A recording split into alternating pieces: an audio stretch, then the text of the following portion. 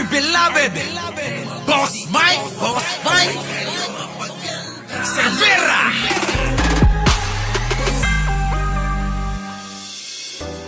Wish ni PBBM sa kanyang 68th birthday, no more hungry Pinoys.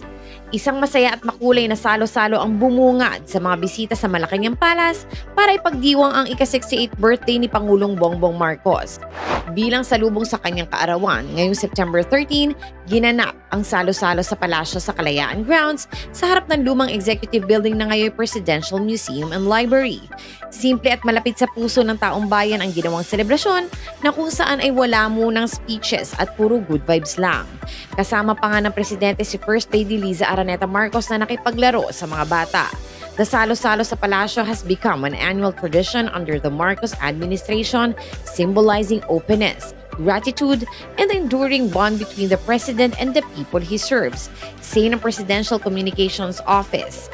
Kung matatandaan, sa una niyang kaarawan bilang Pangulo noong siya'y 65 pa lamang, isang nationwide tree planting event ang isinagawa sa San Mateo, Rizal. Pagdating naman ng sumunod na taon, lumipad siya pa Singapore para dumalo sa 10th Asian Conference ng think tank Milken Institute at nanood ng Formula 1. At last year, ng ika-67th birthday niya ay formal nang inilunsad ang handog ng Pangulo salo-salo sa palasyo, kasabay ng biyahe niya sa Nueva Ecija para sa agri-puhunan at pantawid program na tumutulong sa mga magsasakang miyembro ng mga kooperatiba.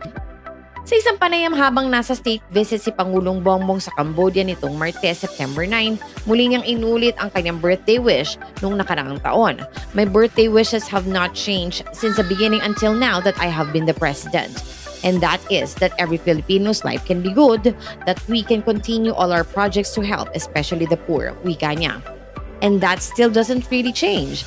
I hope we can achieve my dream of no more hungry Filipinos, aniya pa. Batiin natin ang ating Pangulo ng maligayang kaarawan. Kantahan po natin ang ating Pangulo. Sabay-sabay po natin kantahan. Yung masaya. Happy birthday to you. Happy birthday, happy birthday. Happy birthday to you. Ayan, maraming Sa ngalan po ni Boss Mike Cervera, ito po si Auntie Mama ng Rizal, also known as Anino TV, na nagsasabing mahalin po natin ang ating kapwa, ipagdasal po natin lagi ang ating bansa. Magandang umaga, magandang hapon at magandang gabi, saan man dako ng mundo naroon kayo, at syempre, magandang buhay na rin para sa ating lahat. Maraming salamat po. Our beloved Boss Mike